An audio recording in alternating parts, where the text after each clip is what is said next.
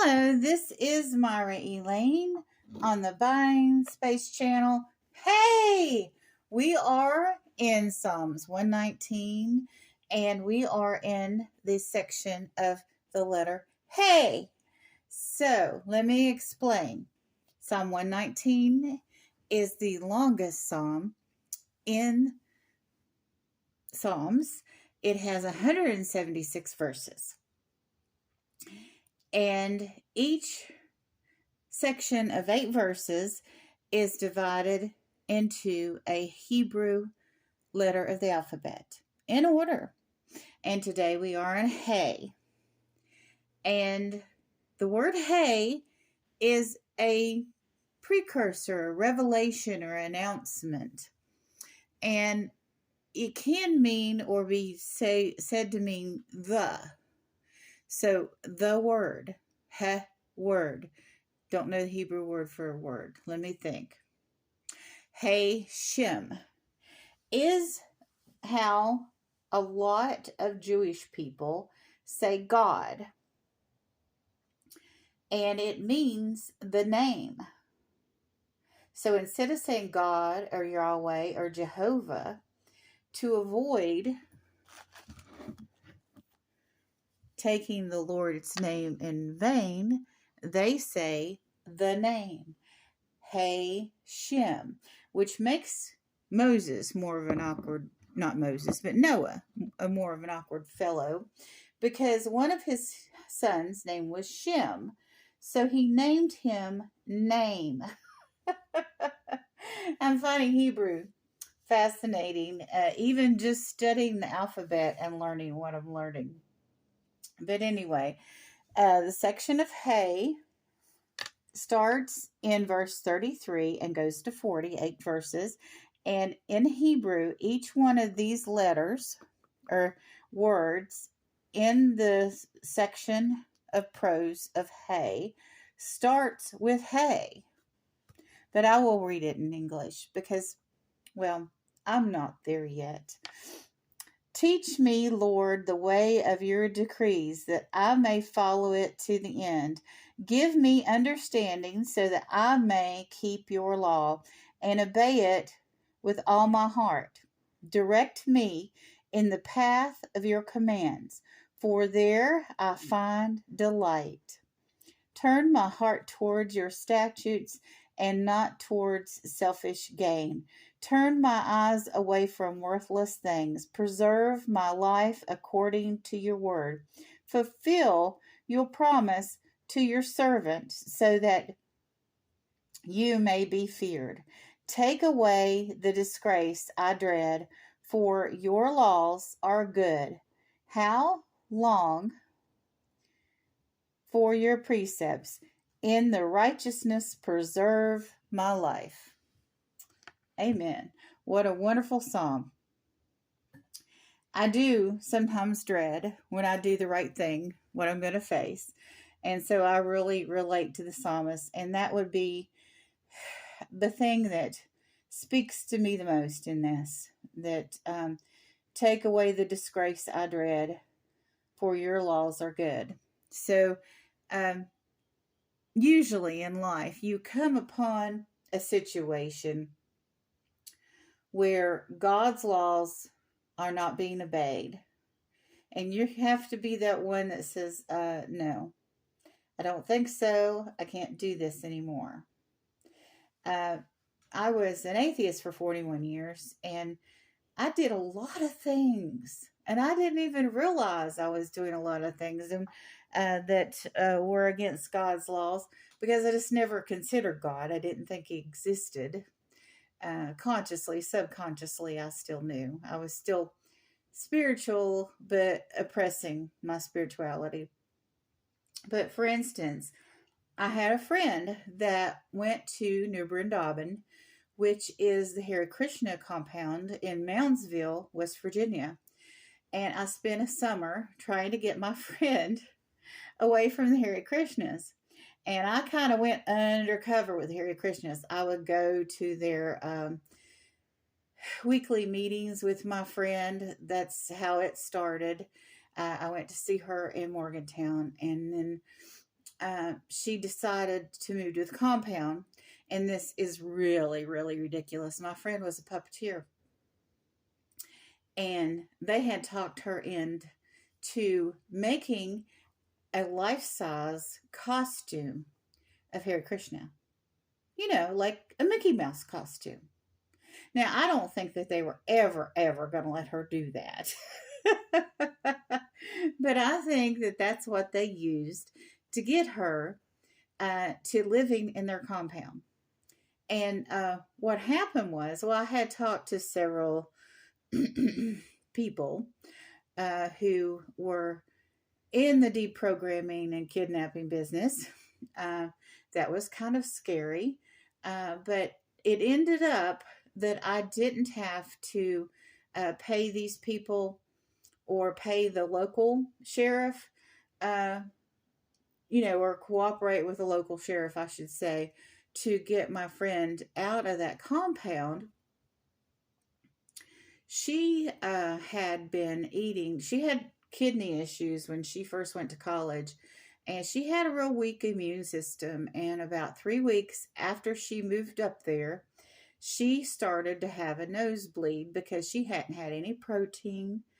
She'd been eating curd for well over a month, and they put her in the back of a van and drove her to the local hospital. And thank God the local hospital there was used to dealing with people coming out of the compound, and their families would immediately rush. So her mother immediately went to Moundsville and picked her up and brought her home. When she came home, she was very, very angry with me, but she got over it. Our friendship was never the same again. But so I ended up being the scapegoat. But that's okay because she was safe and sound and out of the cult. Now, I have all respect for Indian people. I have read the Bhagavad Gita. I read it that summer. And it's in, the original is in Sanskrit, and it's thousands of years old. And I have every respect for the text and for the people, but I do have problems with manipulating people into, for instance, going to the airport and dancing around for money. And there was a lady there. She gave me the most beautiful earrings, but she had earned those earrings after raising $30,000 for the Hare Krishnas.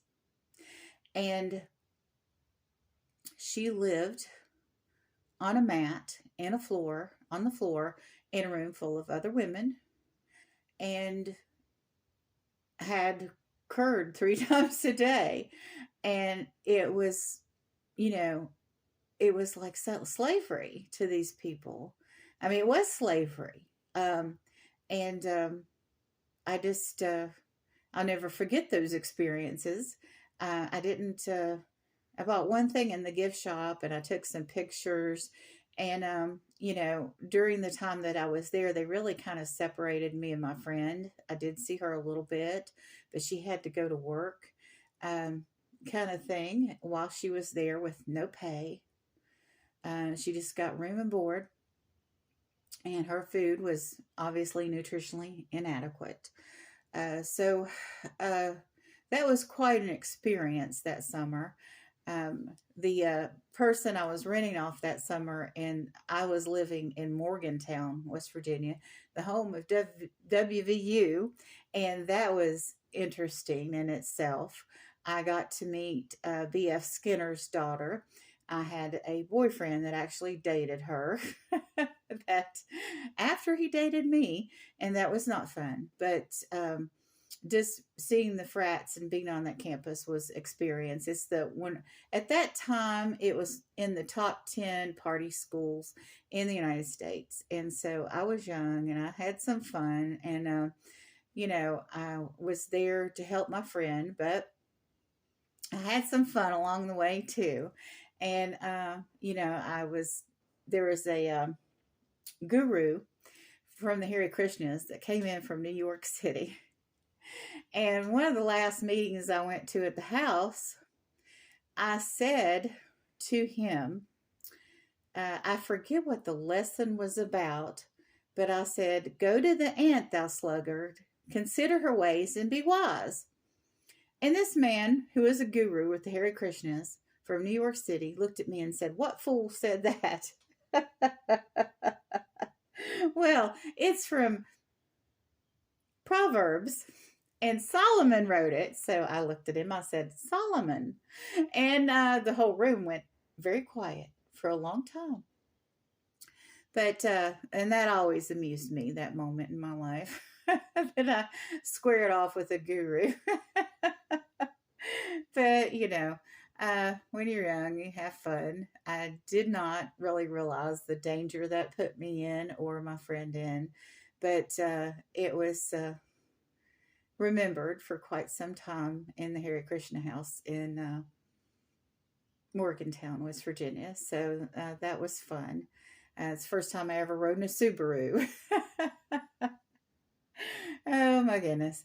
It goes on and on. But I thoroughly